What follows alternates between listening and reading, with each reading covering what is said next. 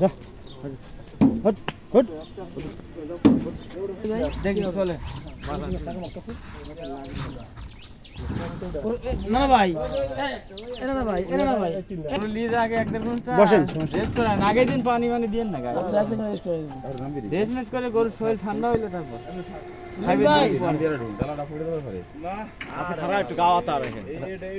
না আপনি ভয় নাই কিচ্ছু করবেন কোনো খালি সুবের লাগলে একটু তুলি দেন তাই হবে সুবি না আসসালামু আলাইকুম দর্শক, এই যে আমার এক ভাই আইছে ফরিদপুর থেকে।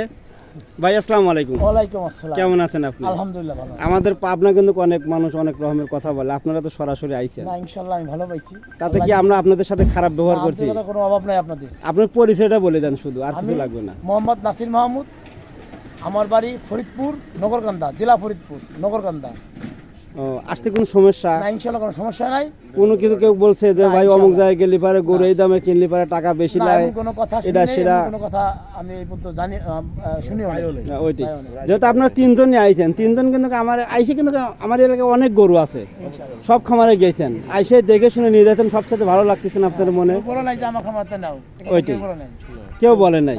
আপনার পছন্দ হয়েছে, দামাদামি করছেন, নিয়ে যাচ্ছেন, আলহামদুলিল্লাহ। কেউ আমাদের সাথে খারাপ আচরণ করে তবে গরু বা খুশি তো আপনারা? ইনশাআল্লাহ খুশি। আচ্ছা ঠিক আছে ভাই, দোয়া রইলো।